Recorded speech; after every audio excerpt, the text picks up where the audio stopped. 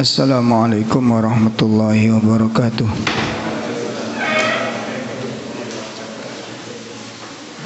Alhamdulillahirabbil alamin. Alladzi arsala rasulahu bil huda wa dinil haqq liyudhhirahu 'alad dini kullih walau karihal musyrikun. Asyhadu an la ilaha illallah wahdahu la syarika lah wa asyhadu anna Muhammadan abduhu wa rasuluh. Ya ayyuhalladzina amanu taqullaha haqqa tuqatih wa la tamutunna illa wa antum muslimun.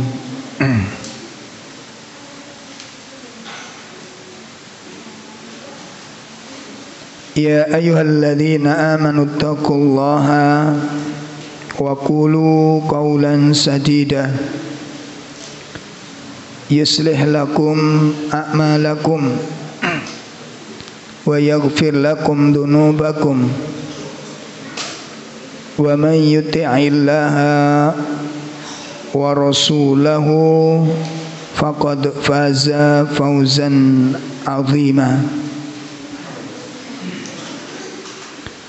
Fa inna asdaqal hadits kitabullah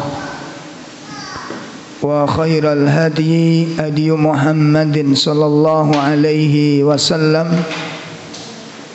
wa syarrul umur muhdatsatuha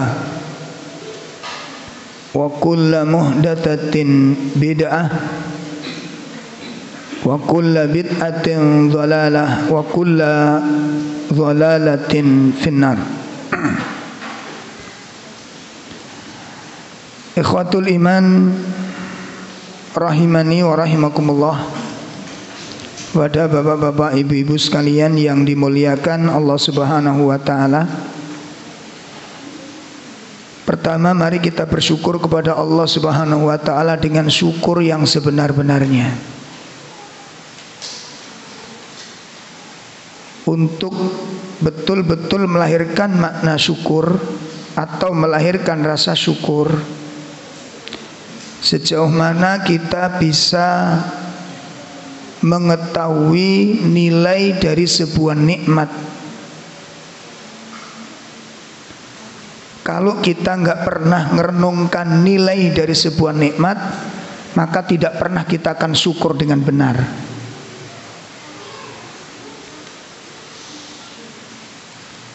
Sekarang kita nilai berapa harga hidup kita ini? Kita hargai berapa hidup kita ini? Kita hargai berapa sehat kita hari ini? Kita hargai berapa hidayah yang Allah berikan kepada kita hari ini? Kita nilai berapa, kita hargai berapa ketaatan, ketundukan kita untuk bisa tetap di atas ilmu dan amal ini. Ini nikmat. Sehat itu nikmat hidup, itu nikmat ilmu, itu nikmat hidayah, itu nikmat ketaatan, itu nikmat. Pertanyaannya, kita hargai berapa ini semua? Berapa nilainya? Ayyuhal ikhwah rahimani wa rahimakumullah. Kenapa demikian? Fitrah manusia itu ketika menyadari suatu nikmat, nilai dari sesuatu itu beda. Kita dikasih uang orang 100.000, dan dikasih uang 500.000, rasanya beda apa enggak? Kenapa? Karena kita tahu nilai. Kalau anak kecil kasih uang 100.000, 1 juta, bagi mereka sama aja, mereka nggak ada rasa kebahagiaan yang lebih. Kenapa? Karena mereka nggak tahu nilai. Makanya mereka tidak bahagia ketika dikasih uang 1 juta, biasa aja mereka. Kenapa? Karena nggak tahu nilai. Ya. Tapi bagi orang-orang yang tahu nilai, kalau sesuatu itu dinilai mahal, maka rasanya beda. Nah, makanya kita pernah nggak menghargai nikmat-nikmat tersebut? Itu pertanyaannya. Karena dari sini nanti, ya, ketika orang sudah mengetahui nilai dari sebuah nikmat, orang akan menjaganya dengan baik, merawatnya dengan baik. Coba antum yang ke masjid pakai sandal jepit mau pedot sisan, dengan pakai sandal kulit harga 1 juta, perasaan antum ketika sholat sama apa enggak? Apalagi kena hujan. Jadi waktu hujan turun, yang ditakutkan bukan sholatnya, sandalnya tadi cecek, Pak. Karena tahu sebuah apa? Nilai. Jadi kalau kita tahu nilai sesuatu, tahu nilainya sesuatu, itu mensikapinya beda, ikhwah. Beda. Ya. Seperti kalau kita punya sepeda pancal itu yang nggak ada nilainya, udah jelek ya, nggak usah pakai kunci, nggak usah dipakai disembunyikan, nggak usah, karena kita yakin nggak ada orang yang mencuri, dan kita nggak takut hilang. Kalaupun hilang silahkan gitu. Karena apa? Karena tidak bernilai. Awas, perhatikan, kita perhatikan, apakah kita mencemaskan iman kita? Apakah kita mengkhawatirkan ketaatan ini satu saat bisa hilang? Ya, kalau kita ditanya iman itu satu saat bisa hilang apa enggak? Bisa hilang apa enggak? Bisa. Bukan cuma berkurang, hilang itu bisa, ya loh. Banyak contoh-contoh yang masih hidup pun masih ada. Yang dulu akidahnya luar biasa, ilmunya luar biasa, tauhidnya luar biasa, sunnahnya luar biasa, bencinya kepada syirik luar biasa, bencinya kepada bid'ah luar biasa. Hari ini berubah total semuanya, masih hidup pelakunya.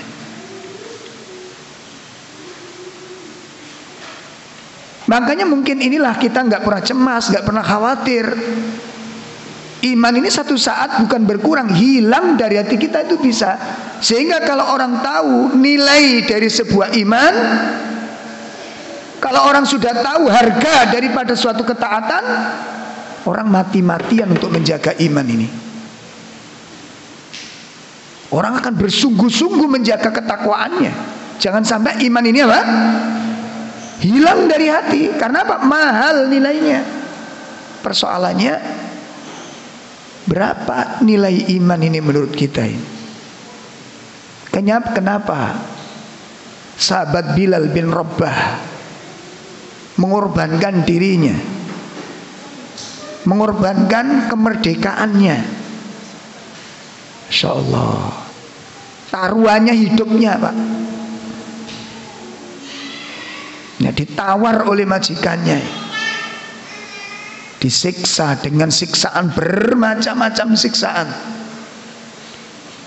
dizalimi dengan berbagai macam bentuk kezaliman, sampai pada puncak-puncaknya, ya, karena usaha secara lahiriah dengan siksaan tidak mempan, maka majikannya ini berupaya dengan cara yang halus, ditawari untuk dimerdekakan, dibebaskan dari perbudakan. dijamin kebutuhan hidupnya, akan dinikahkan dengan wanita yang dia cintai, disuruh milih, nanti kehidupannya, seluruh kehidupannya ditanggung oleh majikannya dengan catatan dia mencabut kalimat tauhid yang dia ucapkan. Itu nilai dari sebuah iman menurut Bilal bin Rabah. Bagaimana nilai iman menurut Sumayyah, wanita muslimah pertama kali yang mendapatkan syahidnya? Sampai Rasulullah SAW pun mengizinkan, Masya Allah, Rasulullah mengizinkan, kalau kamu nanti disiksa dan tidak kuat, ucapkan seperti ucapan mereka, agar kamu tidak disiksa seperti ini. Sampai tidak sadarkan diri dia disiksa. Sampai kemudian pada akhirnya, subhanallah, Sumayyah menemukan syahidnya dengan cara yang mengerikan. Ditusuk kemaluannya sampai tuburnya. Apa yang dipertahankan oleh Sumayyah? Apa yang dicari oleh Sumayyah? Dan apa yang sedang kita cari hari ini? Itu cara Sumayyah menilai sebuah iman. Itu cara Sumayyah menjaga, menghargai iman. Bagaimana kita menghargai iman ini? Insya Allah. Apakah iman ini benar-benar berharga menurut kita? Sehingga perlu kita jaga? Sehingga perlu dikorbankan sesuatu untuk mendapatkan iman ini? Ini adalah keilmuan dan keyakinan kita yang menjawab. Ya, ketaatan kepada Allah, istiqomah di atas sunnah. Ini berapa nilainya? Ya, sehingga nanti kalau kita lihat, para sahabat tidak ada satupun yang lepas daripada ujian-ujian, baik itu berupa kemelaratan, kemiskinan. Ya, makanya nanti kita akan diuji oleh Allah dengan itu semuanya, sesuai dengan kadar keimanan kita kepada, kejujuran iman kita akan dimintai bukti oleh Allah Ta'ala dengan apa? Ujian-ujian yang akan Allah berikan kepada kita. Satu saat kita akan diuji oleh Allah dengan sakit. Nah, sakit satu orang ini ujian bagi semuanya keluarganya. Betul apa enggak? Bagaimana kesabaran dia merawatnya, ketelatenannya dia di dalam menjaga keluarganya, belum lagi ditambah dengan kekurangan-kekurangan ekonominya. Ini diuji oleh Allah kejujuran iman kita ini. Atau satu saat kita akan diuji oleh Allah dengan kemiskinan, kekurangan di sana sini, sementara tidak banyak orang yang memperdulikan kita. Ini ujian dari Allah Subhanahu wa Ta'ala. Berapa nilai sebuah iman? Insyaallah. Makanya ini aja ikhwah, iman ini bukan mainan. Ya, Allah tidak membutuhkan pura-pura. Ya, Allah akan diperlihatkan oleh Allah. Makanya salah satu fungsi daripada ujian, fungsi daripada apa? Ujian itu apa? Untuk membongkar kejujuran dan kepalsuan iman ini. Ya Allah. Mulai dari amal-amal kita, sejauh mana kita serius di dalam mengamalkan tuntutan iman ini. Ya, sejauh mana kita menjalankan amalan sebagai tuntutan dan konsekuensi iman. Itu apa? Itu Allah ingin membongkar kejujuran dan kedustaan iman ini. Dibongkar oleh Allah. Dengan apa? Dengan cara diberi ujian. Ujian itu berupa perintah, ujian itu berupa larangan, ujian itu berupa nikmat, ujian itu berupa musibah. Ya, jadi ujian itu ada empat macam. Orang diuji dengan perintah, seperti Nabi Ibrahim alaihissalam. Diuji dengan larangan, sebagaimana Nabi Adam alaihissalam. Diuji dengan kenikmatan, sebagaimana Nabi Sulaiman. Diuji dengan musibah, sebagai Nabi Ayub. Diuji oleh Allah Subhanahu wa Ta'ala dengan berbagai macam bentuk ujian. Untuk apa ujian-ujian ini? Untuk membongkar kejujuran dan makanya ibu-ibu harus hati-hati nanti. Siapkan diri, siapkan ilmu, siapkan iman. Kejujuran ini akan dimintai bukti oleh Allah Ta'ala. Iman yang hari ini kita katakan, saya akan mengikuti manhaj salaf, saya ikuti jejak para sahabat. Kita ngomong demikian boleh, sangat dibolehkan. Tapi persoalannya apa? Bisakah kita apa? Membuktikannya. Jadi kalau kita komitmen ingin mengikuti jejaknya para sahabat adalah bukan cuma sebatas daripada cara wudhu, cara sholat, cara beribadah. Bukan cuma itu saja. Sifat-sifat mereka, akhlak mereka.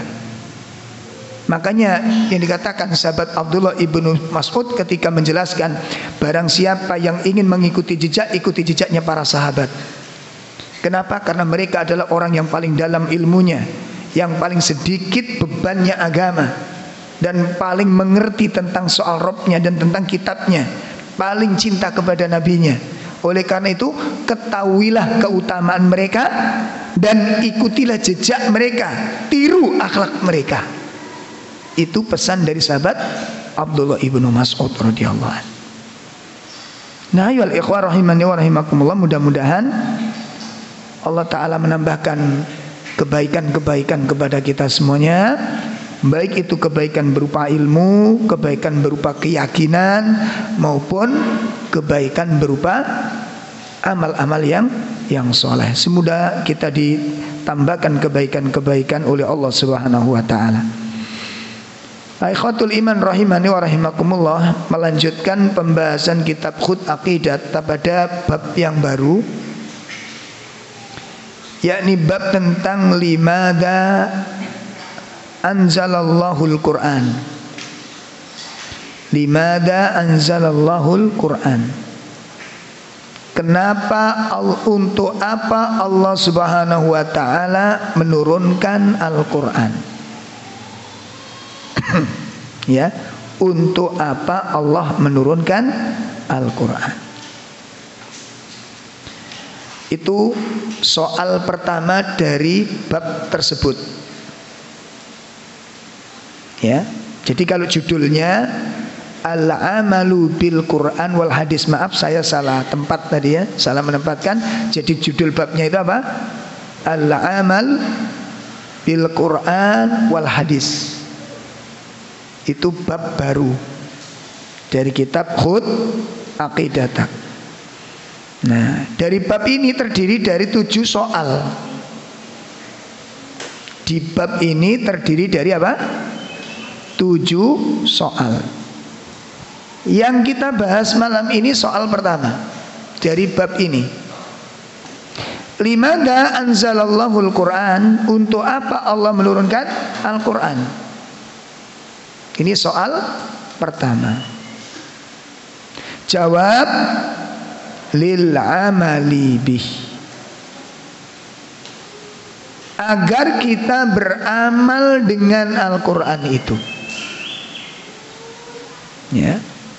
Jadi Al-Qur'an diturunkan itu untuk apa? Tujuan utamanya dijelaskan agar kita beramal dengan Al-Qur'an tersebut. Nah, jadi tujuan utama Al-Qur'an diturunkan adalah untuk diamalkan. Ya. Tujuan utamanya untuk apa? Diamalkan. Nah, disinilah yang kemudian kita membutuhkan ilmu tentangnya. Sebab kita tidak mungkin bisa mengamalkan Al-Quran dengan benar tanpa ilmu tentang Al-Quran ini. Ya. Allah Subhanahu wa ta'ala jelaskan di dalam surat 7 ayat yang ketiga.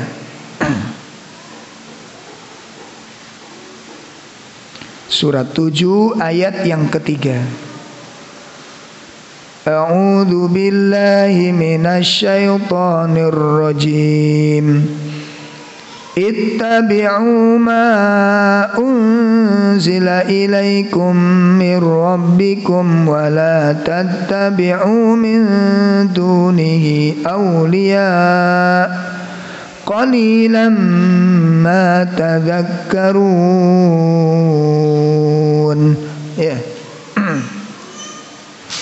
Ikutilah apa yang diturunkan kepadamu dari Tuhanmu, dan janganlah kamu ikuti selain Dia sebagai pemimpin. Sedikit sekali kamu mengambil pelajaran. Baik.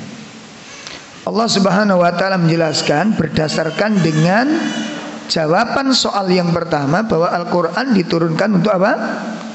Diamalkan, agar kita beramal dengan Al-Qur'an. Agar kita beramal dengan Al-Qur'an, sehingga konsekuensinya adalah apa saja yang hendak kita amalkan, apa saja yang hendak kita laksanakan, itu harus disesuaikan dengan Al-Qur'an. Ini konsekuensinya. Jadi apa saja yang akan kita lakukan, apa saja yang akan kita amalkan, disandarkan kepada Al-Qur'an. Cocok, bener nggak menurut Al-Qur'an apa yang saya lakukan ini? Ya. Dari mulai keyakinan, iman yang kita miliki, keyakinan yang kita miliki sesuai enggak dengan keimanan yang diinginkan oleh Al-Qur'an, keimanan yang dituntun oleh Al-Qur'an. Maka disinilah yang kemudian wajib bagi setiap kaum muslimin, yajibu ala kulli muslim, ya, yattakhidul Quran, mengambil Al-Quran itu imaman, menjadi imam bagi diri kita ini. Ya. Hendaknya seorang muslim menjadikan Al-Quran ini, mengambil Al-Quran menjadi pemimpin di dalam kehidupan ini, menjadi imam. Ya. Karena konsekuensi untuk mengikuti harus ada yang diikuti. Ya. Makanya di dalam surat Al-A'raf tadi apa kata Allah? Ittabi'u. Ya, ittabi'u, ikutilah ma unzila ilaikum, apa yang diturunkan Allah kepadamu Muhammad. Ikuti apa yang Allah turunkan kepadamu. Lah yang dimaksud apa? Wal Quran. Itu adalah Al-Quran. Nah, untuk menjadi atau untuk mengikuti Al-Quran, saya ulangi, untuk mengikuti Al-Quran, yang pertama kita harus punya ilmu tentangnya, harus tilawah, membacanya. Mungkin mboten panjenengan kali kula mengikuti Al-Quran tanpa membacanya, mungkin apa mboten? Dalam mungkin apa mboten? Mau mengikuti Al-Quran tapi nggak membacanya, mungkin apa mboten? Dalam? Nggak mungkin. Kalau kita ingin mengikuti Al-Quran harus membacanya terlebih dahulu supaya tahu yang diikuti itu apanya. Ya, yang diikuti ini apanya? Kalau perintah, bentuk perintahnya kayak apa? Kalau larangan, bentuk larangannya kayak apa? Kalau berita, beritanya model apa? Kalau batasan, di mana letak batasannya, kan begitu. Maka untuk menjadikan Al-Quran itu sebagai kepengikutan kita, menjadi imam kita, maka kita harus membacanya terlebih dahulu supaya tahu nas-nas yang ada di dalam Al-Quran ini. Jadi mustahil orang akan mengikuti Al-Quran tanpa membacanya terlebih dahulu, karena dia tidak tahu apa yang akan diikuti. Ya. Seperti kalau ada perintah jadilah kamu seorang mukmin yang benar. Lah jadi orang mukmin yang benar bagaimana? Gimana jadi seorang mukmin yang benar? Jadi seorang muslim yang benar. Maka itu semuanya mustahil kita bisa lakukan tanpa adanya ilmu terhadapnya. Makanya tahapan-tahapan di dalam mempelajari Al-Quran yang pertama adalah tilawatul lafaz, membaca lafaz-lafaznya terlebih dahulu.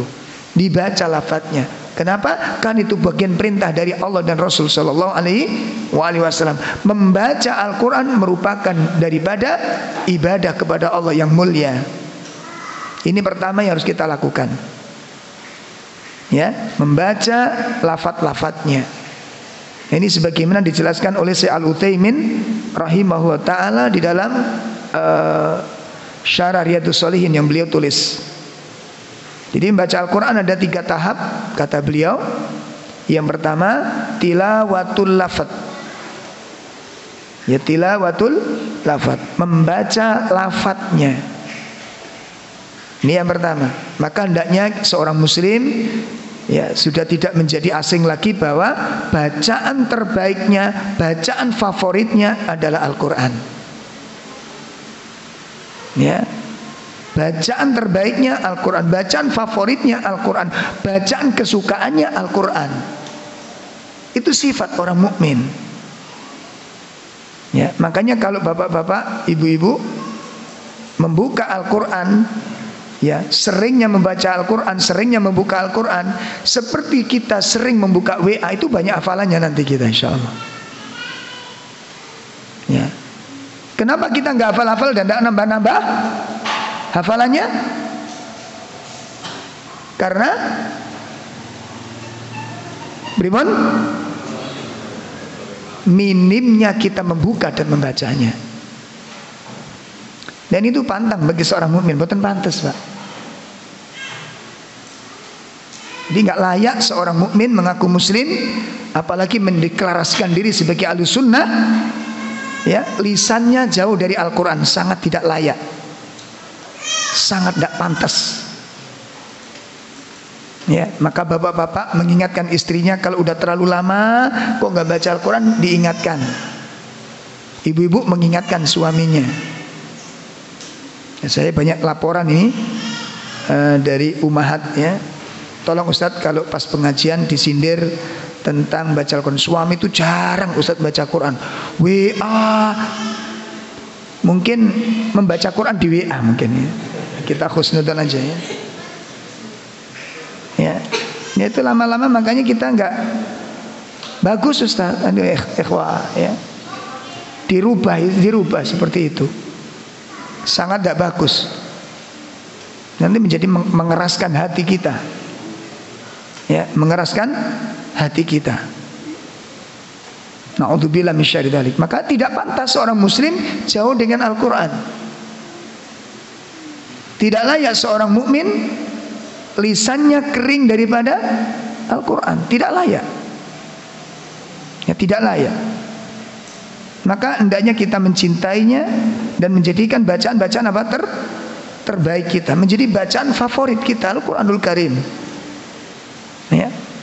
Berusaha untuk menambah hafalan-hafalannya sehingga nanti ketika kita bersama anak-anak kita waktu ngantar ke sekolah itu bisa murojaah bersama, ya, bisa murojaah bersama dengan anak-anaknya. Dan itu bisa menjadikan sebagai keteladanan bagi anak-anak. Jadi kalau bapak-bapak ingin anak-anaknya itu kalau bermain dengan Al-Quran, sepeda motor, pancalan, pakai baca Quran, maka mulai dulu dari bapak-bapaknya. Kita sudah begitu apa belum? Ya, kita sudah demikian apa belum? Ternyata kalau kita mulai, anak-anak kita nanti ikut sampai mainan mobil-mobilan pun murajaah Al-Quran. Loh, kita tidak ingin melihat anak-anak kita seperti ini, ya ikhwah. Betul kepingin dah. Nah, kalau kita menginginkan itu terbentuk di dalam rumah tangga kita, subhanallah, ya, sampai mainan, ketika mainan-mainan sambil mainan itu murojaah Al-Quran. Ya Allah, ya, naik mobil gitu ya bersama-sama murojaah Al-Quran, rengang-rengang kita dengarkan murojaah Al-Quran. Itu kita mulai, kita teladani, kita kasih contoh. Nah, kalau bapaknya tidak pernah, ibunya tidak pernah, nah terus bagaimana anak-anak kita? Dan bagaimana ini bisa menyentuh ke dalam diri kita ini? Ini yang pertama kata beliau, tilawatul lafaz. Yang kedua adalah tilawatul makna. Kata Syekh Utsaimin, yang kedua apa? Tilawatul makna. Tilawah, membacakan makna-makna yang ada di dalamnya. Nah, mempelajari tarjimul Quran, terjemah Al-Quran. Dari mulai surat Al-Fatihah, pastikan Al-Fatihah kita tahu maknanya. Pastikan surat-surat pendek semuanya kita tahu akan maknanya. Nah caranya bagaimana? Makanya sering-sering komunikasi dengan Al-Quran. Ya, coba ada di manajemen ayol ikhwah. Zaman sudah kayak begini, kita nggak berubah-berubah, bagaimana? Ini salah satu sekarang kondisi yang sangat mengerikan ini. Ke depan ini bukan semakin ringan ayol ikhwah. Ke depan ujian kita semakin berat. Tolong diingat-ingat, ke depan ujian kita semakin berat. Ulama-ulama bangkit semua di dunia ini. Ulama-ulama yang mengerikan akan tampil di depan, memberikan kajian-kajian ilmu yang menyesatkan kepada umat. Dan kita lihat dari ini bagaimana mereka berulah. Ya Allah tampakkan kepada kita semuanya. Loh, apa kita nggak masih tetap aja demikian? Ya Allah ya Karim. Ya, terus apa yang kita inginkan dari dakwah seperti ini? Makanya yakin ayo ikhwah, demi Allah, kalau kita disibukkan dengan YouTube, disibukkan dengan berita-berita, apa sih manfaat daripada berita? Dan berita itu sendiri tidak dijamin kebenarannya. Kenapa tuh sibukkan membaca berita? Ya, sampai berita apa saja tahu kita semuanya ini. Kenapa kita sibukkan dengan membaca berita semacam ini? Yang tentu kebenarannya pun masih belum dibuktikan. Benar nggak berita tentang itu? Isu-isu itu benar nggak isu yang semacam? Kita disibukkan dengan ini. Makanya, wallah saya ulangi, wallah demi Allah, kalau kita sibuk dengan itu saja, satu, ingat-ingat, usaha memperbaiki diri tidak ada dalam diri kita ini. Tolong dicamkan baik-baik ini. Usaha untuk memperbaiki diri, meningkatkan amal nggak ada sudah. Kenapa? Karena kita nggak mengevaluasi kekurangan saya di mana, kelebihan saya nggak tahu kita. Dan ini musibah kalau ada seorang muslim demikian. Bisa dipahami ini? Ini pertama. Jadi kalau sibuk baca WA, sibuk dengan dialog-dialog di dalam WA, ya kan memang nggak perlu nggak usah Makanya grupnya yang kebanyakan dikurangi lah. Antum punya grup berapa? 10. Grup apa air ya? Coba dievaluasi ini ya. Yang gak ada manfaatnya gak usah. Ya. Grup sepeda pancal. Itu akhirnya bahas gear, bahas rantai, bahas ban. Astagfirullah. Bahas hadis gak pernah sama sekali. Musibah, saya katakan musibah. Satu, ini dampak buruknya kalau kita disibukkan dengan medsos ini. Satu, kita tidak ada upaya untuk memperbaiki diri. Jelas nggak ada sudah. Ya. Yang kedua, tidak ada upaya untuk memperbaiki dan meningkatkan kebaikan orang-orang di sekitar kita. Ini bagaimana kebaikan istri, kebaikan anak, hafalannya. Pernah nggak kita mikirkan? Nggak pernah. Apa yang bisa saya sampaikan? Kebaikan apa yang perlu saya tingkatkan untuk keluarga saya? Bikin program apa di keluarga ini? Nggak ada ke situ. Mati pikiran kita. Ya. Dan ujung-ujungnya kita meninggalkan dakwah. Kita tidak ingin mendapatkan pahala yang melimpah dari orang-orang yang kita ajak. Padahal kita keinginan yang kita harapkan dari antum ngaji, ya dari kita ngaji ini, kita menjadi sumber kebaikan bagi orang ajak teman-teman sebanyak-banyaknya untuk dakwah ini, untuk mengenal sunnah, untuk mengikuti sunnah. Ya, manfaatkan momen-momen baik itu. Gitu. Tapi kalau kita disibukkan yang seperti tadi itu, hari-hari kita ya seperti itu, masya Allah ya, luar biasa sekarang dampaknya ini. Sampai kita temukan suami istri ngomong itu nggak saling noleh, punya link sendiri-sendiri gitu. Jadi satu ruangan beda grup, satu ruangan beda blok gitu. Nanti lama kelamaan ngomong sama suami pakai WA itu. Abi di mana? Kamar sebelah. Laumi di kamar sebelah Abi. Ini kengangguran ayo lewat. Ya. Nah, coba dievaluasi, kurangi yang demikian ini. Kurangi yang demikian ini. Ya, ditambah volume tilawatil Quran, baik tilawatul lafaz maupun tilawatul makna. Ya. Ini teman-teman kita sebagian sudah luar biasa. ya, mengejar ketertinggalan itu, mengejar ketertinggalan. Masya Allah. Itu yang kedua. Yang ketiga, kata beliau adalah tilawatul amal. Tilawatul amal, membaca dalam bentuk mengamalkannya. Membaca dalam bentuk apa? Mengamalkannya. Nah, ini satu di antara tujuan Al-Quran diturunkan. Yang kedua,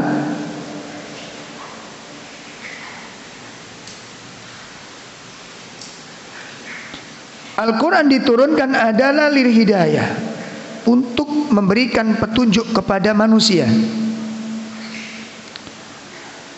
Mursyid, mursyid itu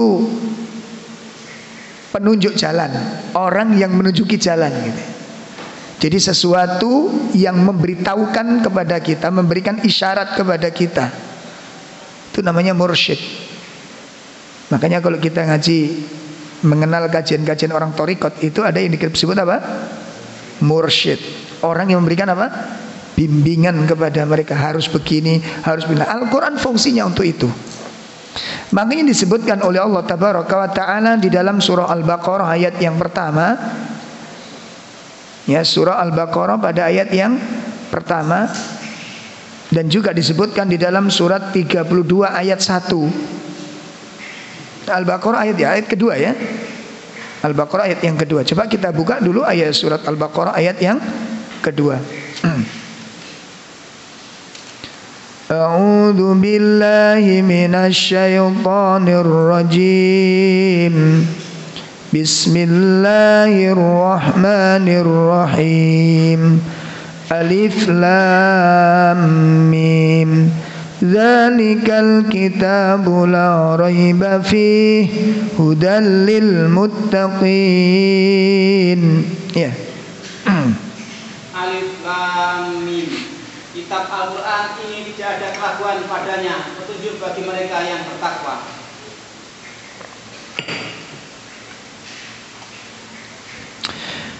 Allah Subhanahu wa taala menjelaskan dzalikal kitab. Ya.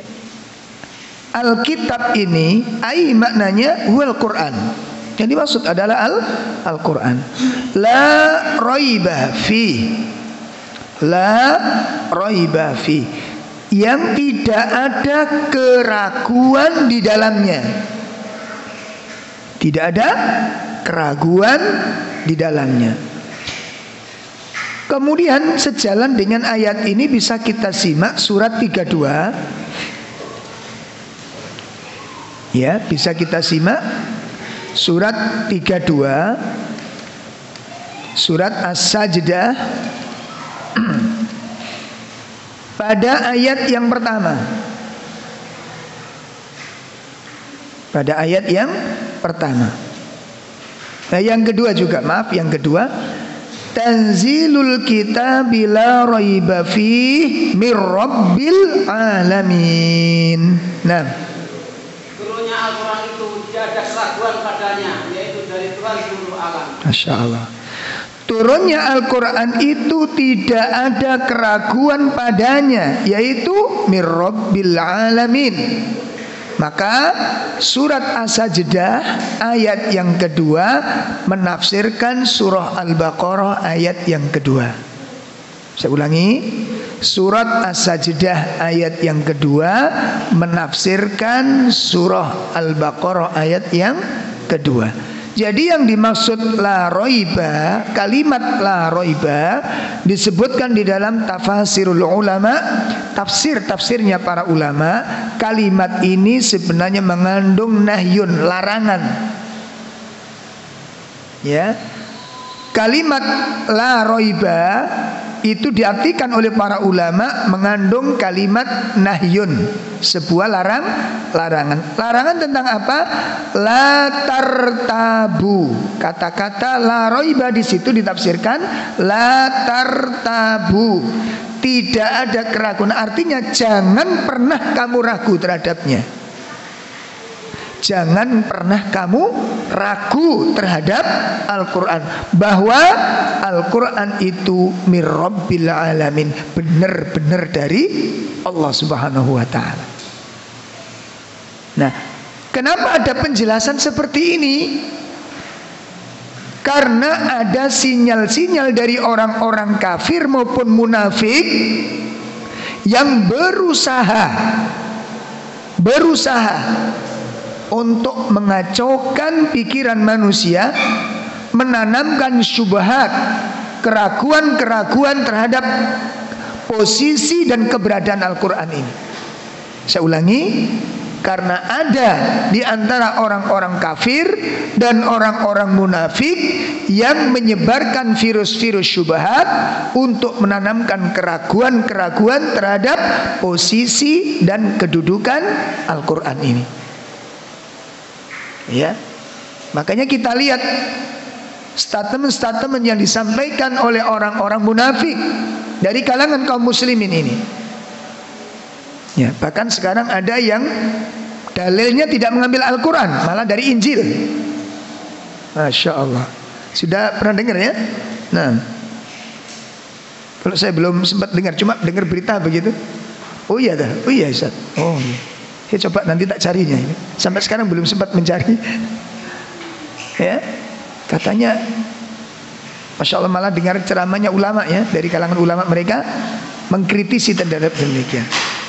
Ini tanda-tanda mereka mulai meragukan Al-Quran. Bukan Al-Quran yang diangkat, bukan Al-Quran yang dijadikan dalil, bukan kitabnya yang dibanggakan. Justru kalau kita bicarakan Al-Quran tentang tafsir, malah justru ya dari kalangan mereka orang-orang liberal mengatakan apa? Al-Quran perlu direvisi. Wallah, Masya Allah. Ini pernyataan-pernyataan, karena Al-Quran ada indikasi campur tangan manusia yang dibuat-buat. Nah, sekarang semakin jelas menampakkan tentang apa? Kekufurannya kepada kitab yang mulia ini. Masya Allah. Baik, kita jeda dulu, dengarkan muadzin, kemudian nanti kita lanjutkan tafsir dari surat Al-Baqarah ayat yang pertama.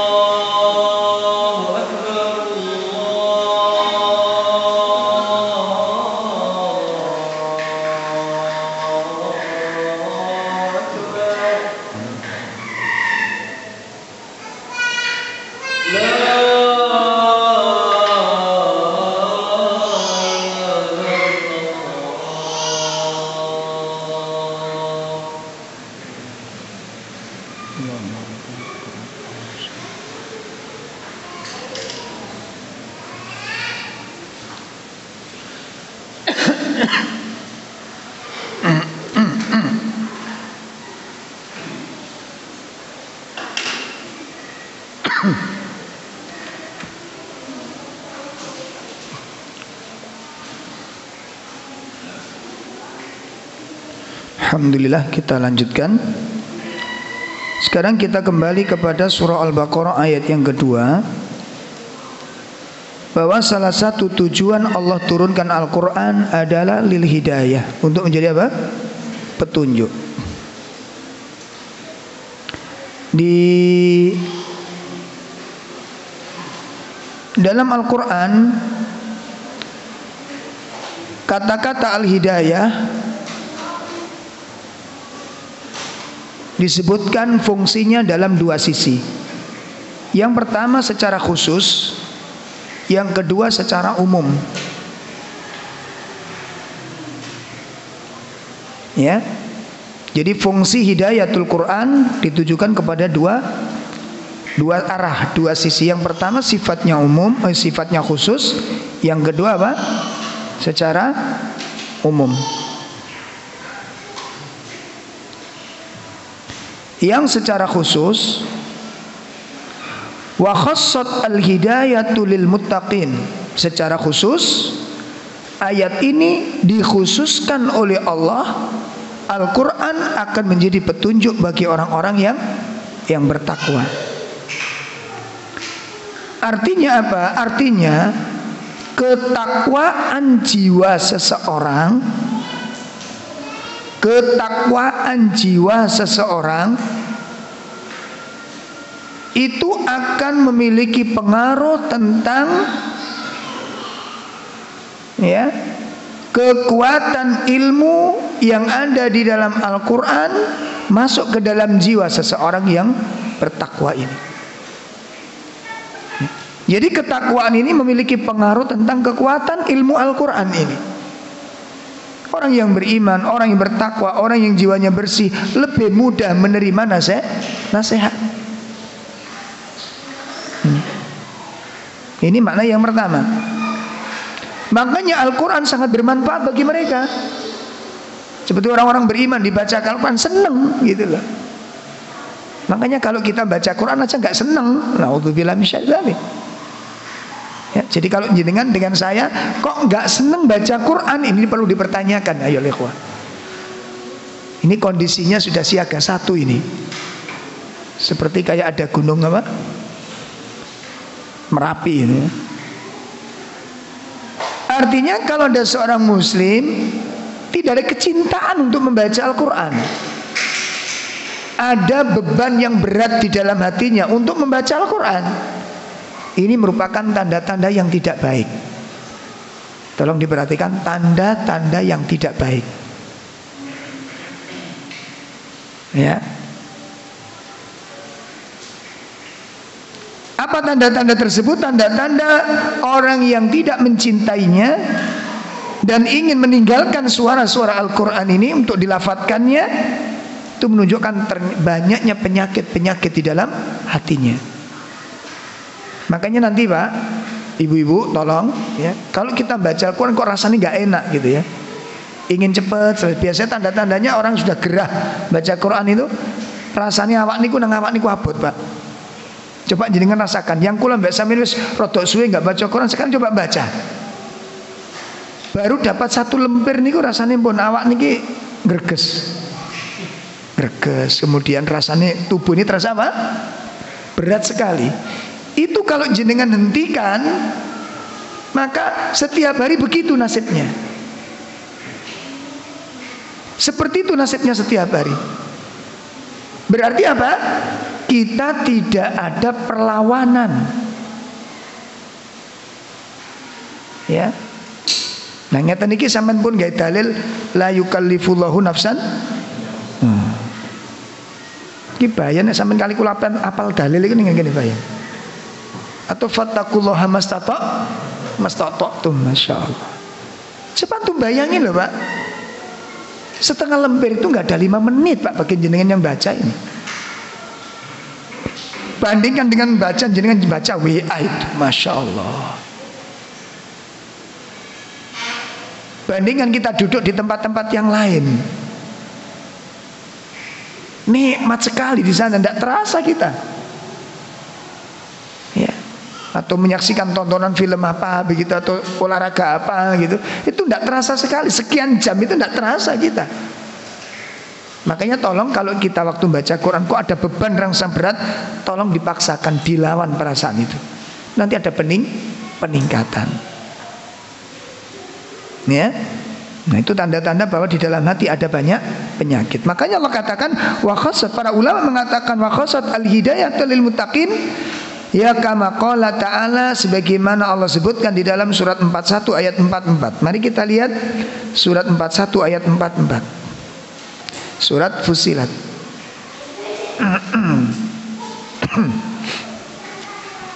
Allah Subhanahu wa taala menyebutkan di sana, walau ja'alnahu qur'anan a'jamiyyan laqalu laula fussilat ayatuh a'jamiyyun wa arabi. Qul huwa lilladzina amanu hudan wa shifaa walladzina la yu'minuna fi adhanihim waqru wa huwa alaihim ama ulaika yunadawna min makanin ba'id. Nah, dan sekiranya Al-Quran kami jadikan sebagai bacaan dalam bahasa selain bahasa Arab, niscaya mereka mengatakan, mengapa tidak dijelaskan ayat-ayatnya? Apakah patut Al-Quran dalam bahasa selain bahasa Arab sedangkan Rasul orang Arab? Katakanlah, Al-Quran adalah petunjuk dan penyembuh bagi orang-orang yang beriman, dan orang-orang yang tidak beriman pada telinga mereka ada sumbatan. Dan Al-Quran itu merupakan kegelapan bagi mereka. Mereka itu seperti orang-orang yang dipanggil dari tempat yang jauh. Masya Allah. Coba bandingkan di sini Allah membandingkan dua kelompok manusia. Yang pertama kelompok orang-orang yang beriman. Bagaimana sikap orang yang beriman? Bagaimana sikap orang yang beriman di dalam mensikapi Al-Quran? Dan bagaimana orang-orang yang tidak beriman di dalam mensikapi Al-Quran? Maka dalam hal ini manusia dibagi menjadi 3 golongan di dalam mensikapi Al-Quran. Dalam hal ini manusia dibagi menjadi berapa? 3 golongan di dalam mensikapi Al-Quran.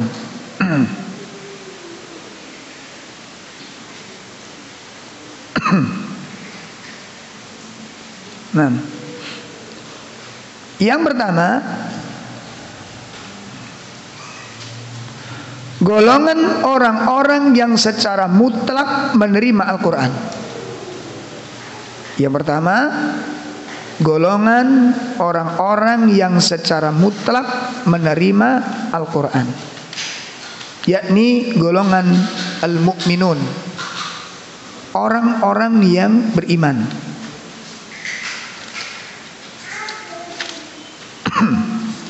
Ya, itu yang pertama. Kemudian golongan yang kedua, golongan orang-orang yang mutlak menolak Al-Quran, baik bacaan maupun apalagi hukum-hukumnya. Golongan yang kedua, golongan orang-orang yang secara mutlak menolak Al-Quran, baik bacaan maupun apa? Hukum-hukumnya atau aturan-aturannya. Ini golongan yang kedua. Yang ketiga, golongan orang-orang munafik. Golongan orang-orang munafik. Di mana golongan orang-orang munafik ini menerima sebagian dan menolak sebagian. Menerima sebagian, menolak sebagian. Menerima yang cocok dengan hati nafsu mereka, menolak sesuatu yang enggak cocok dengan hawa nafsu mereka. Ini sifatnya siapa? Orang-orang munafik. Mari kita lihat bukti-bukti yang disimpan oleh Allah di dalam Al-Quran terkait dengan tiga golongan manusia ini. Ya, bukti-bukti yang disimpan oleh Allah, diabadikan oleh Allah, ya, diabadikan oleh Allah Subhanahu wa taala yang berkaitan dengan tiga golongan manusia. Yang pertama apa tadi? Golongan orang-orang yang secara mutlak apa? Menerima Al-Quran, secara mutlak menerima Al-Quran. Jadi kalau sudah dengar Al-Quran, jiwanya tunduk. Dengar Al-Quran, jiwanya sudah taslim kepadanya, nggak ada bantahan sedikit pun kepadanya. Makanya kalau orang Muslim itu Pak, dan ini kalau mbak podo ngajine punya masalah apapun,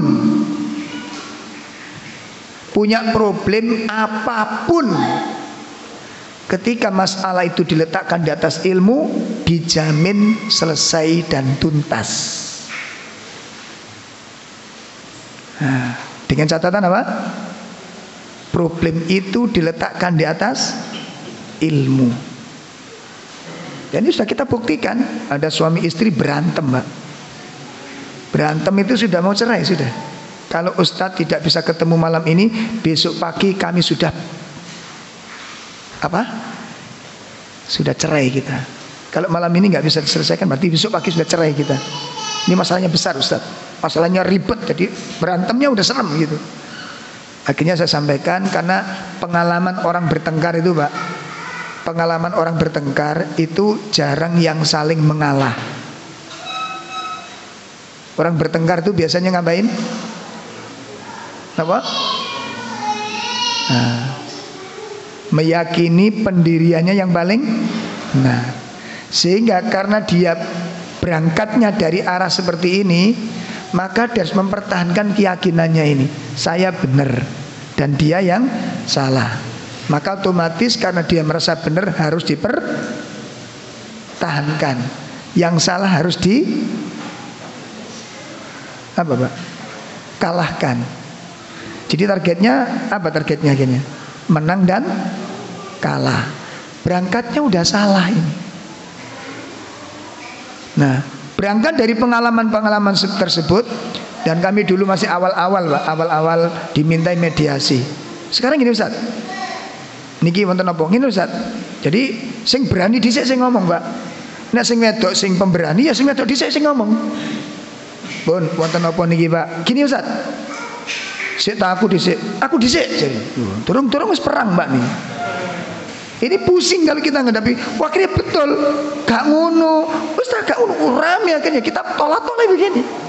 Ini awal-awal saya terjun, akhirnya pengalaman-pengalaman, bertambahnya pengalaman, bertambahnya berkumpul dengan orang-orang alim, akhirnya kita tambahkan, Bon, sedahsyat apapun Mbak, sedahsyat apapun masalah jenengan, kalau diletakkan di atas ilmu nggak ada yang selesai, pasti dijamin tuntas.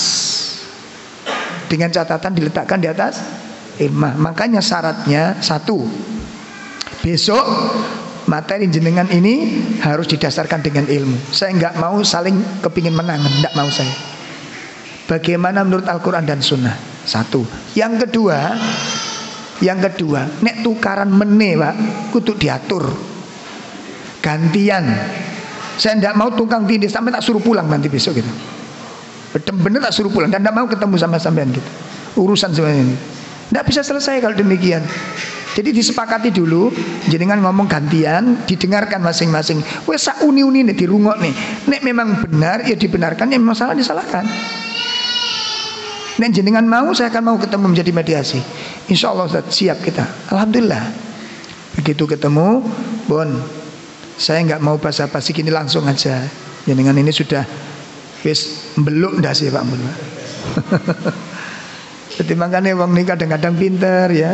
Jadi turun dari mobil niku ngene iki lho wong ero nek mari tukaran ngene. Wong ya numpak bareng lho Pak di mobil di situ ngene. Saya nggak bisa bayangkan dari rumah ke tempat itu kayak apa rasanya ngene lho. Ya, la haula wala quwata illa. Akhirnya begitu ketemu kita sepakati ngeten nggih. Yang pertama saya sampaikan dulu mukadimah tentang konsekuensi yang namanya rumah tangga, kita sampaikan dulu. Nah ini kan rotok adem Mbak Mun, nah, rotok dingin. Nah sekarang persoalannya apa, problemnya apa. Saya minta siapa dulu, nanti didengarkan saja. Kalau memang ada yang benar, ya dibenarkan. Jangan sampai diingkari, gak selesai masalahnya. Dan kita akan dibenci oleh Allah nanti kalau akhirnya selesai. Ya, satu yang ngomong, Bon, siapa dulu? Wis, ayah aja dulu, ayah yang ngomong. Bon, akhirnya saya sampaikan, Bon, cukup. Bu, yang disampaikan suami jenengan tadi pripun menurut jenengan, salah nopo bener? Nek salah, pundi salahe dan apa buktinya? Enak Pak didengerin. Nggih Ustaz, memang ada yang benar. Yang benar sing pundi Bu? Sing niki Ustaz. Berarti yang lain salah Ustaz. Sing pundi sing salah? Kenapa kok salah? Dari sudut pandang mana? Diungkapkan. Ganti istrinya yang jawab. Sing lanang ngrungokne, ya ono sing gak enak dirungokne iku jane ya kudu ngamuk jak jane. Cuma ono wasite. Jadi gak wani macam-macam. Katanya jawab si rungokne sih. Iki gilirannya apa? Ini dulu. Tuh ungkapan. Sampai ada yang mengatakan, lah kalau model suami begini kan lebih baik gak punya suami Ustaz. Ulah cerkit mulu Pak ngrungokne. Lho nggih mboten.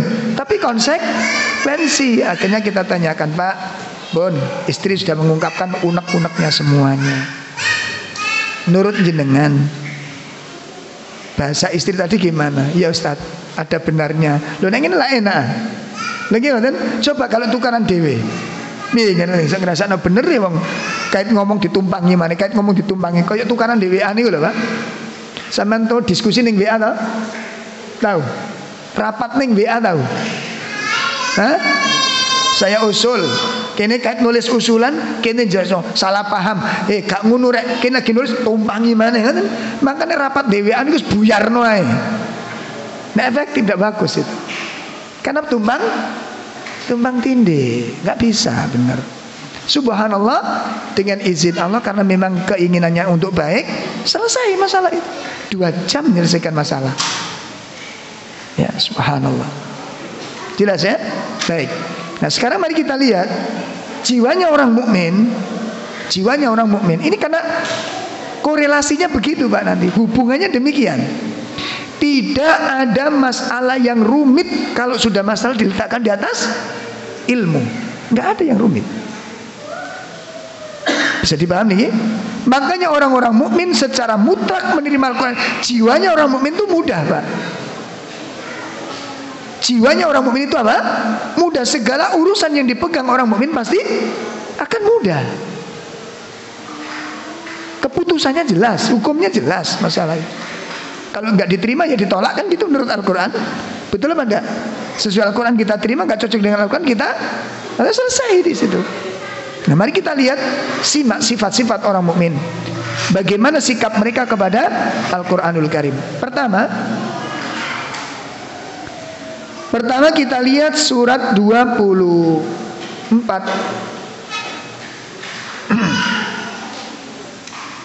Ya, surat 24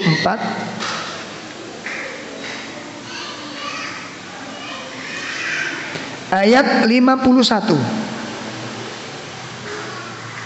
Surat 24 ayat 51. Bagaimana sikap seorang mukmin terhadap Al-Quran? Nah, silakan dibaca terjemahnya langsung.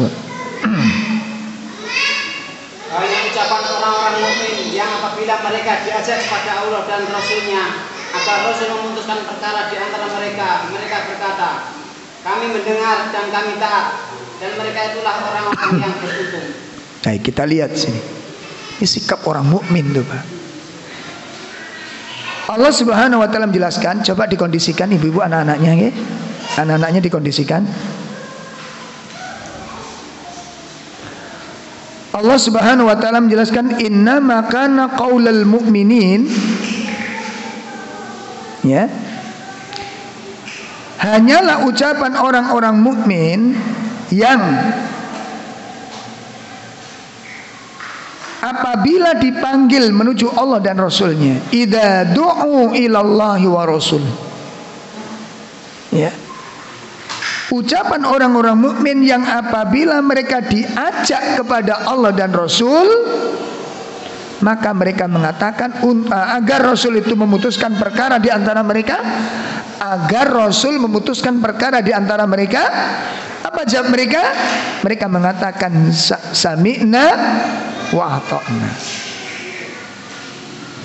Nah, sekarang persoalannya, Pak, Al-Quran itu mengatur urusan rumah tangga apa tidak? Mengatur tentang tugas suami, tugas istri, larangan bagi seorang suami, larangan seorang istri. Nah, kan udah jelas-jelas masalahnya.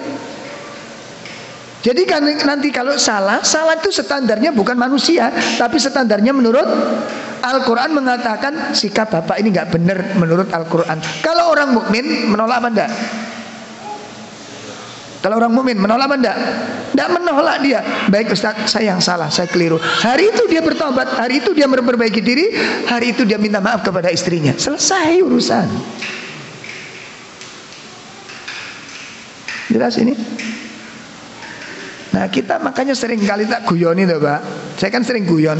Ayo toh kapan-kapan bahas masalah pertengkaran yang syar'i gitu loh. Ya, masa kita dulu waktu kenalan gimana? Gimana ta'aruf yang syar'i, nador syar'i, khidbah syar'i, akad nikah syar'i, walimah syar'i, tengkar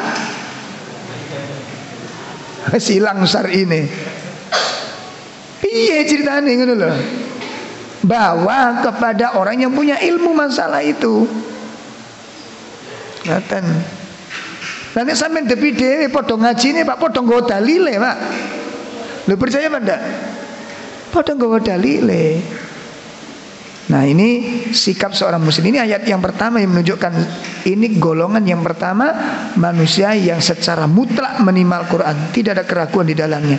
Apa semua dikatakan Al-Quran, yang diputuskan Al-Quran dan Sunnah itu adalah suatu kebenaran.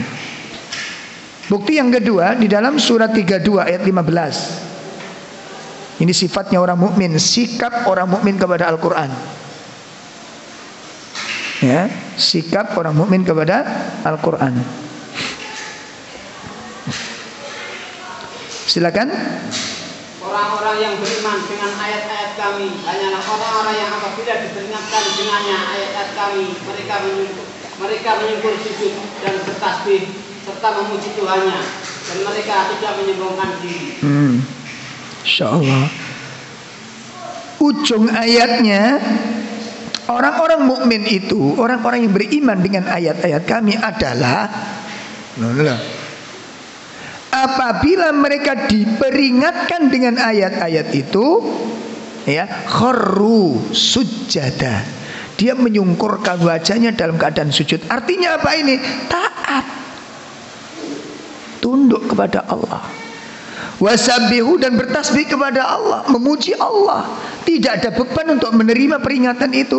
Bihamdi rabbihim, dengan memuji Rabb mereka. La yastakbirun, dan mereka tidak menyombongkan diri. Artinya apa?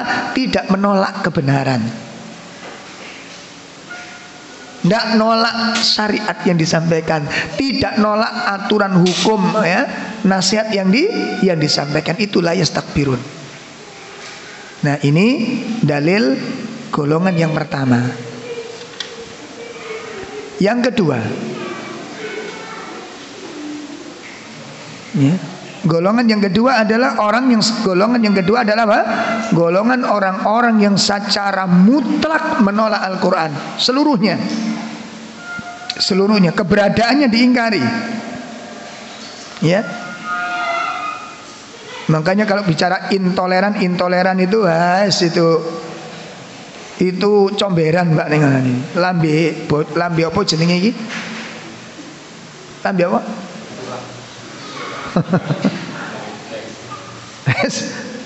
Lambe comberan tadi itu. Yang intoleran itu sebenarnya orang-orang kafir. Yang ketahuan keterobosan, saya pernah menyaksikan rekaman dari ada teman menukil, wallahu alam bagaimana cara dia dapatkan, ya. Ada sebuah gereja di Malang Selatan, tak ini ketangkep. Ya, mereka berdandan seperti kaum muslimin, pakai apa? Mukena, pakai apa? Kopiah, pakai sarung. Al-Quran ditaruh di bawah. Sambil mereka memegang apa? Injil mereka. Tapi mengatakan, kamu, hei, apa, kitab sihir, katanya. Kamu yang mempengaruhi manusia, keluar kamu jin-jin yang buruk. Lah Quran kok diruqyah gitu. Dalam Quran itu datang untuk meruqyah, malah diruqyah. Itu ketahuan sekali betapa busuknya. Hati-hati mereka itu di luar pengetahuan. Kan kajian mereka selalu tertutup, tidak terbuka. Ya, yang terbuka nanti yang baik-baik begitu. Fakta coba dilihat, fakta di lapangan bagaimana gitu loh. Jangan diputar balikkan. Ya, jangan diputar balikkan. Sekarang terjadi apa yang dikatakan oleh Nabi sallallahu alaihi wasallam. Ya, yusaddiqu fihal kadhib wa yukadzibu fihas shadiq. Orang yang benar dikatakan pendusta, pendusta dikatakan orang yang benar. Ini yang disebut oleh Nabi, sanawatun khadda'at, akan datang kepada kalian sanawatun khadda'at, tahun-tahun menipu akan datang kepada kalian seperti itu. Jadi kalau ngomong bicara intoleran, itu yang enggak intoleran, yang intoleran yang mana gitu loh. Sekarang pembantaian di Rohingya, siapa yang terjadi pembantaian? Habis-habisan di Rohingya. Uighur, gimana, bagaimana nasib muslim kaum di Uighur? Siapa yang membantai? Siapa yang dibantai? Palestina sampai hari ini, Syria sampai hari ini, Yaman, siapa yang terjadi melakukan kerusakan-kerusakan yang sangat amat dahsyat? Siapa pelakunya? Muslimkah yang melakukan? Ya, Masya Allah, ini mengerikan sekali. Pun kita lihat golongan yang kedua, orang-orang yang secara mutlak menolak Al-Quran, yakni orang-orang kafir. Orang-orang, makanya kalau ada orang kafir menghina Al-Quran, gak usah heran, gak usah ribut. Kenapa? Kenapa? Karena memang sifat mereka demikian. Makanya sampean kadang-kadang tak jak guyon iku mboten nyantol diantar guyon ae. Guyon saya itu ngajak berpikir gitu loh. Saya kan pernah bilang, kucing, pernah ingat? Kucing itu di mana-mana bunyinya meong. Kucing Arab meong, nggak mungkin ana, ya. Iya enggak? Hah? Kucing India apa bunyinya? Aji gitu. Meong gitu loh. Artinya orang kafir di zaman dahulu sampai zaman sekarang bunyinya sama, sifatnya sama terhadap Islam dan Al-Quran. Tetap sama apa? Menolak. Jika kalau ada orang kafir menolak, lo kok sampean bingung, heran? Aku malah heran dulu sampean. Nah Ustaz, orang kafir, lah jadi orang kafir itu begitu. Kucing iku nih, meong. kebenciannya kepada Islam dan Al-Quran sejak dulu begitu. Bisa dipahami ini? Insya Allah. Makanya kalau jangan nggak seher, nggak usah bingung kita. Memang bunyinya begitu. Dan itu bukan kalau hari ini ada, nggak usah heran. Dan itu bukan yang pertama kali. Dulu lebih buruk daripada zaman sekarang. Mari kita buka surat 6. Surat 6 ayat 4. Surat 6 ayat 4. 6, silakan.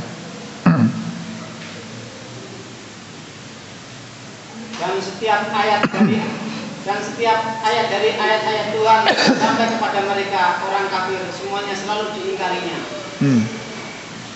Ya, surat 6 ayat apa? Ayat 4. Allah Subhanahu wa taala menjelaskan di ayat tersebut, ya.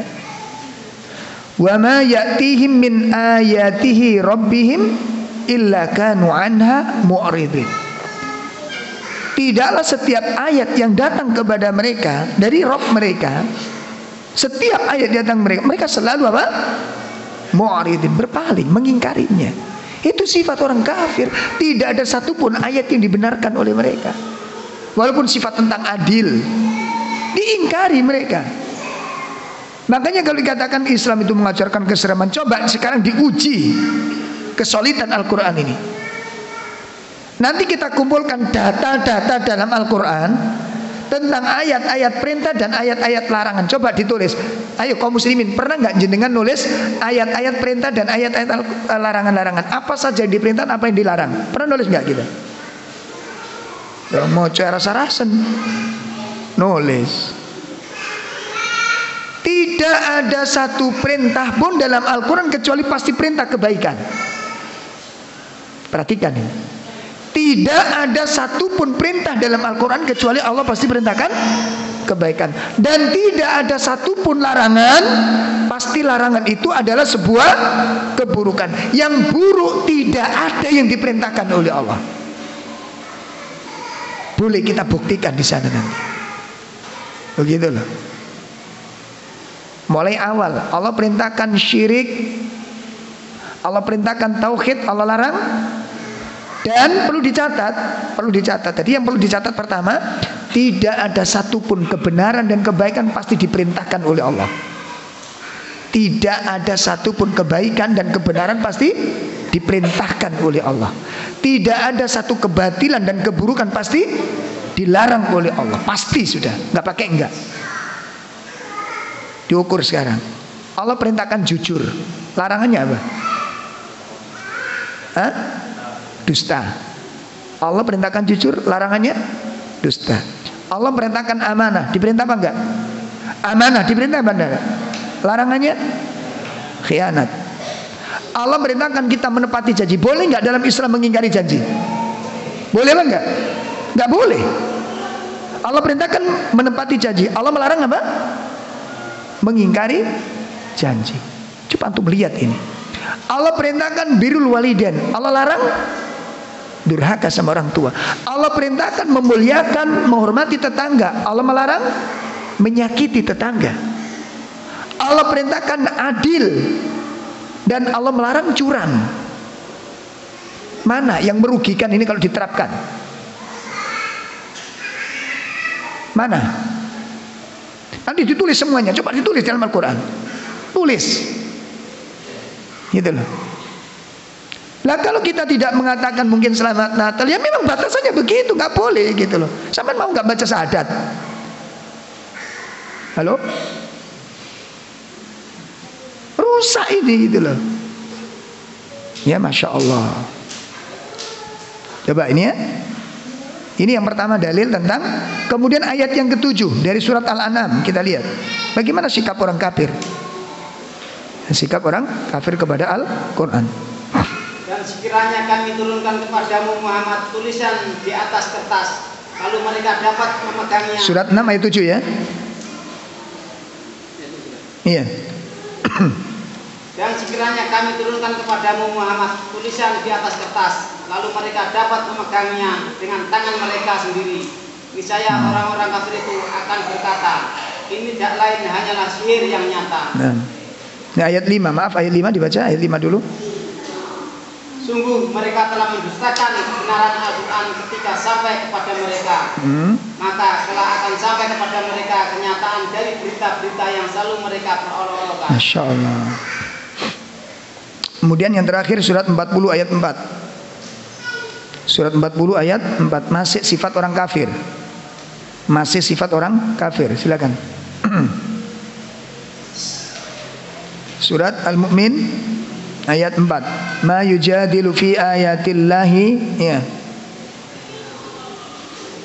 Dan tidak ada yang mendebatkan tentang ayat-ayat Allah kecuali orang-orang yang kafir. Karena itu janganlah engkau Muhammad tertipu oleh keberhasilan usaha mereka di seluruh negeri. Nah, tidak ada seorang pun yang memperdebatkan ayat-ayat Allah kecuali orang-orang kafir. Dan masih banyak lagi ayat-ayat yang tidak bisa saya hadirkan di tempat ini. Yang terakhir, golongan yang ketiga dari orang-orang yang menerima sebagian, menolak sebagian. Makanya orang munafik itu pengecut. Insya Allah. Dan itu selalu ada di setiap zaman.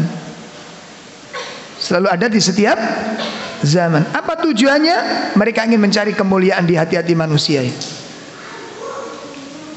Mereka ingin mendapatkan kemuliaan di hati manusia. Sementara kemuliaan itu ada di sisi Allah Subhanahu wa ta'ala. Mari kita lihat bagaimana sikap orang munafik terhadap Al-Quran. Surat 4 ayat 60-61. Ya. Surat 4 ayat 60-61. Silakan. Apakah engkau Muhammad memperhatikan orang-orang yang mengaku bahwa mereka telah beriman kepada apa yang diturunkan kepadamu dan kepada apa yang diturunkan sebelummu, tetapi mereka masih menginginkan ketetapan hukum kepada tauhid, padahal mereka telah diperintahkan untuk mengingkari tauhid itu. Dan setan bermaksud menyesatkan mereka dengan kesesatan yang sejauh-jauhnya. Kemudian, dan apabila dikatakan kepada mereka, marilah patuh kepada apa yang diturunkan Allah dan patuh kepada Rasul. Niscaya engkau Muhammad melihat orang munafik menghalangi dengan keras darimu. Gak usah heran nanti kalau ada pengajian dibubarkan. Halo?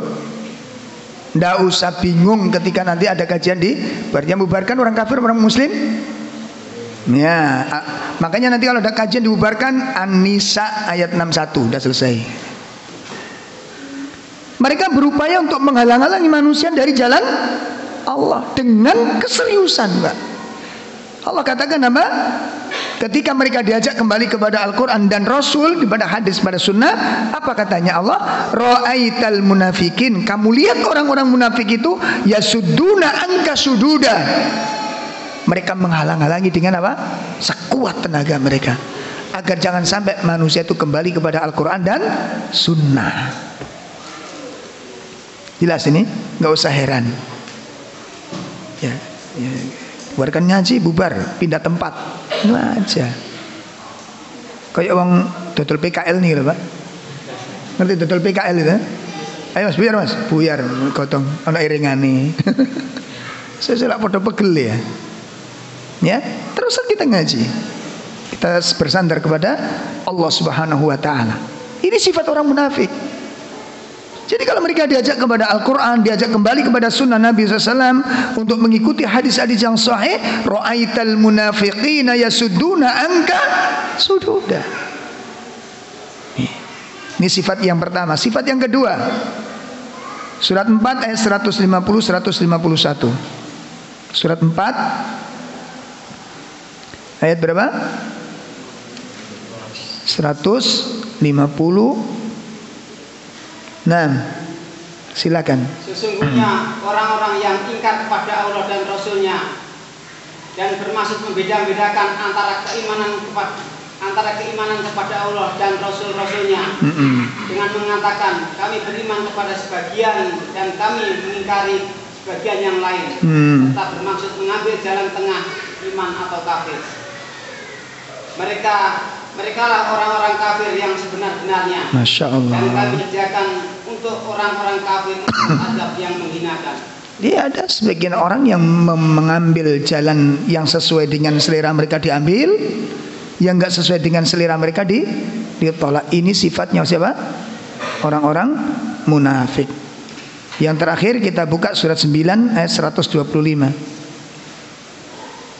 Surat 9 ayat 125. Ya, silakan.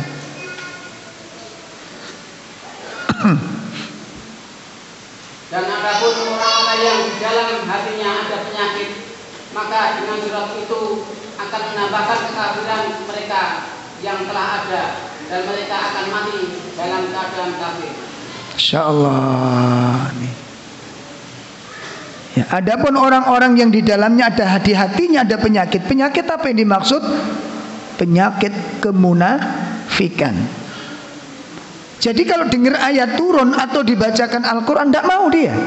Makanya nggak usah heran sekarang kalau ada kaum muslimin, tokoh kaum muslimin kok nggak menukil Al-Quran, tidak usah heran. Ya, tidak usah apa? Kok bisa ya? Bisa gitu loh. Heran saya malah heran lihat antum. Kok gak ngeh-ngeh mana lah? Biarkan aja, nggak usah sibuk dengan itu. Nggak usah sibuk. Makanya konsep Pak. Kalau saya konsep kan nggak kaget seperti itu. Lo kok bisa Ustadz bagaimana? Biarin aja, kucing itu nih. Wes mari sudah. Karakter orang kafir, munafik, mukmin itu dari zaman ke zaman. Bisa dipahami? Orang mukmin di zaman Nabi Nuh, orang mukmin di zaman Nabi Musa, orang mukmin di zaman Nabi Lut, orang mukmin di zaman Nabi Ibrahim, orang mukmin di zaman Nabi Isa, sama karakternya. Orang kafir di zaman Nabi Nuh, orang kafir di zaman Nabi Lut, orang kafir di zaman Nabi siapa saja, orang kafir di zaman Nabi Muhammad sama saja sifatnya. Bisa dipahami? Begitu juga orang munafik di zamannya. Dari satu zaman ke zaman selalu ada manusia semacam ini. Bisa dipahami ya Pak? Baik. Makanya seperti ini Al-Quran nasihat tidak akan mempan bagi mereka. Ya, makanya tadi disebutkan Al-Quran kalau dibacakan seperti mereka itu diajak ngomong dari jarak jauh. Maksudnya pribon? Sampean pernah kali orang di sawah itu Pak? Itu ngerti sampean suaranya? Paham? Enggak Pak? Apa? Karena jaraknya sangat. Artinya apa? Kajian-kajian seperti ini nggak bisa dipahami oleh mereka seperti mereka itu diajak dari jarak yang sangat jauh. Makanya Allah gambarkan orang-orang semacam ini ketika dijelaskan ilmu dan tidak ngerti apa sing diomong, ya, nggak ngerti yang dibicarakan, itu seperti Allah gambarkan seperti seekor binatang yang dihalu oleh manusia. Pitik, iku ngerti nek, iku ngrusak, tapi gak ngerti karepe. Ngerti sampean? Ayo, nyengkre. Marono? Mangan yuk, mangan ini pitik. Aku kucing ingetin, ayo. Kadang-kadang bulat, gak ngerti. Ngerti kalau dengar suara, itu ngerti tapi gak ngerti apa? Dibuka surat Al-Baqarah. Ya, kita buka surat apa? Al-Baqarah yang terakhir. Ayat 171. Al-Baqarah 171. Nah, silakan.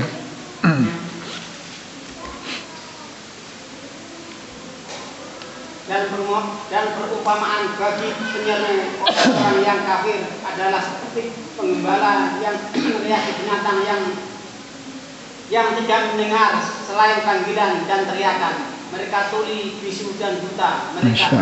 Maka mereka tidak mengerti. Baik ya. Jadi orang yang menasihati orang-orang yang sudah ingkar dengan Al-Quran, maka suara Al-Quran itu seperti apa? Seorang penggembala yang apa? Meneriaki binatang gembalaannya. Mereka tidak dengar kecuali dengarnya apa? Iki lah pokok bengak-bengok doa ngono. Insyaallah. Maka ini satu nikmat yang besar apabila kita bisa memberikan mana yang baik dan mana yang buruk. Wallahu a'lam bishawab. Nanti akan kita lanjutkan tentang tujuan dan fungsi Al-Quran selanjutnya, karena ini sangat penting untuk kita dan nanti kita sampaikan kepada saudara-saudara kita. Ada pertanyaan? Semoga Ustaz dan keluarga senantiasa diberi kesehatan dan perlindungan oleh Allah. Ya, mudah-mudahan kaum muslimin juga demikian. Mudah-mudahan diberikan perlindungan dan keselamatan oleh Allah semuanya. Amin ya rabbal alamin. Berilah nasihat kepada kami cara menundukkan pandangan, karena di zaman ini ujian wanita semakin luar biasa saat di luar. Ya, nundukkan pandangannya palingkan aja wajah.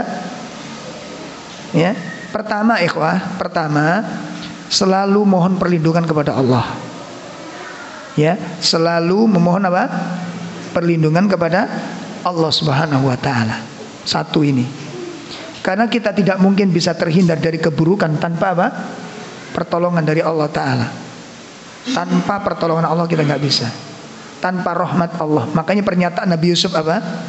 Ya, wa ma ubarri'u nafsi innan nafsa la ammaratum bisu illa ma rahima rabbi.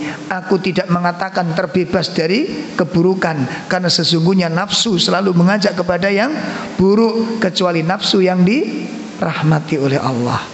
Nah, bagaimana caranya? Pertama kita mohon kepada Allah taala perlindungan dari keburukan-keburukan. Makanya doa datang ke masjid gimana?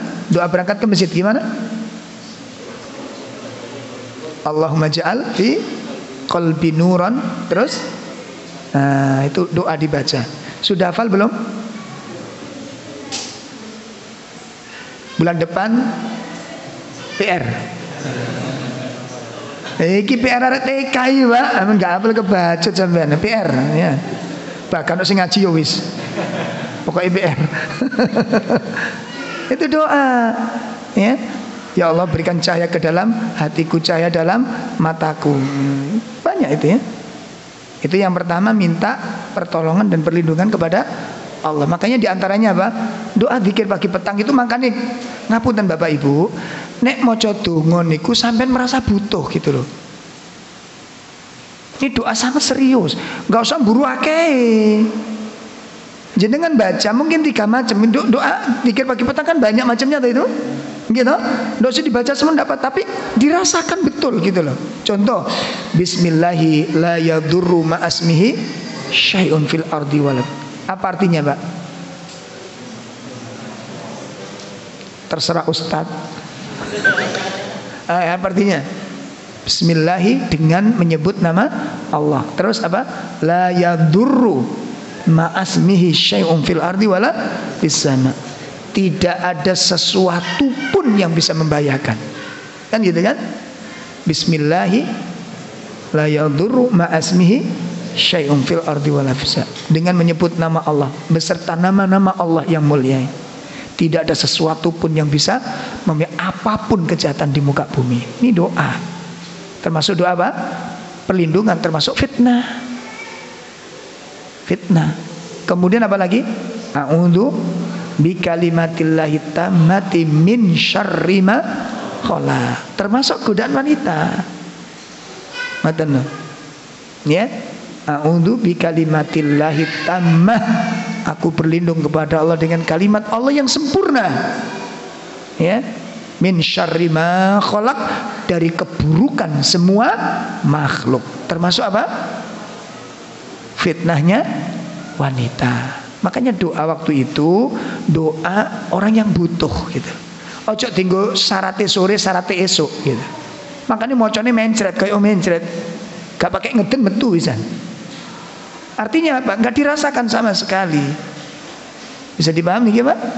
Nah, itu yang pertama, jadi kita mohon perlindungan kepada Allah taala. Yang kedua, hindari tempat-tempat yang memang di situ banyak dikunjungi oleh wanita-wanita secara bebas. Jelas ya? Nang kula mbek sampean kepingin jauh dari fitnah wanita, sing ditekani nggone ngono ya gak bisa. Sampean maca ta'awud ping 60 jaran ya jarane sing metu. Bisa ya? Hindari tempat-tempat yang memang di situ sudah dimaklumi, ditempati, dikunjungi wanita secara bebas. Seperti apa? Jangan sering-sering belanja ke tempat-tempat mall. Kenapa? Wanita banyak belanja di sana. Lah wong nek mlebu mall niku Pak, klambi ku sak nyantole, Pak. Nggih mboten? Lama dhewe wong lanang normal ya seneng jane nek nurut apa? Iya apa enggak? Ya hindari tempat-tempat seperti itu. Jangan terlalu sering-sering. Itu diantaranya. Hindari tempat paksa. Harus ada kemudian apa? Mujahadah. Yang ketiga apa? Mujahadah. Bersungguh-sungguh di dalam pengendalian diri kita, melawan keinginan-keinginan yang tidak baik itu. Yang keempat, ini bagi ibu-ibu, sampean brayo ono omah. Ibu-ibu paham? Brai ning omah. Ojo mlebu kamar kok mlebu kuburan. Ya. Brai ndak apa-apa. Pakai lipstik, wah, sok sing lanang. Iki kena opo bojoku iki? Ustaz, istri saya stres. Penampilan yang menarik, ndak apa-apa. Pakai baju singletan, nek itu ambek sing lanang sampean pakai cadar. Ngeluh sing lanang. Ibu-ibu berai, Bu. Berai beli bedak untuk kecantikan, tapi jangan untuk pengajian. Sekarang ika ibu-ibu niku berai-berai engko nek pengajian dibuka akhirnya saling cerita. Saiki iku wajah iku doret-oret ngoten. Ndak usah, kalau waktu berdatang aja sederhana aja. Lah waktu masuk kamar mau tidur bersama suami itu berai ngono lho. Cuci muka dulu, sikat gigi sing seger. Ngono lho. Ngono, kate turun niku berai ngono lho. Itu brak-brak sing wedok sing gak berai-berai. Tukone bedak, Pak, tukone bedak, lipstik, celak, ngono Masya Allah. Itu salah satu caranya, Pak, untuk mengendalikan apa? Nah, sampean tingali sakniki wong wedok-wedok ndek njaba ono gak wong metu gak berai saiki? Ndek njaba koyo ngono, ndek jero koyo ngene. Nah, itu penting sekali untuk diperhatikan ya. Itu diantaranya ya. Jadi kita berlindung kepada Allah dan hindari tempat-tempat tersebut. Yang ketiga mujahadah, bersungguh-sungguh untuk melawan, mengendalikan keinginan-keinginan. Karena memang kalau udah ngelihat begitu daya tariknya luar biasa, Pak. Makanya harus ada mujahadah, bersungguh-sungguh. Niki juga ada ini. Iya. Semoga keberkahan untuk Ustaz dan seluruh jamaah. Amin ya rabbal alamin. Bagaimana kita sebagai seorang muslim menyikapi kondisi saat ini di mana beberapa peraturan yang menyelisih sunnah Rasulullah SAW, ya seperti menjarak, saf solat, tidak berjabat tangan dan lain-lain. Ini memang ulama ada khilaf ya, ada perbedaan pendapat. Kalau saya pribadi mengikuti beberapa fatwa yang kalau memang di situ daerah aman, sudah kita khusnudan aja dengan masalah ini. Ya, artinya kita laksanakan sebagaimana sesuai dengan sunnah. Kalau memang daerah itu daerah wilayah aman, kan sudah ada peraturan awak anget mulai kan ngono. Sing sampean sing anget-anget ya aja teko sik ngono lho. Ya. Itu yang pertama yang kita jadikan dalil karena ini wajib di antaranya. Makanya ulama-ulama, sebagian ulama kita tetap menganjurkan. Kemarin di Nidal Fitrah kan sempat ketika Ustaz Aun khutbah Jumat kok lihat rapat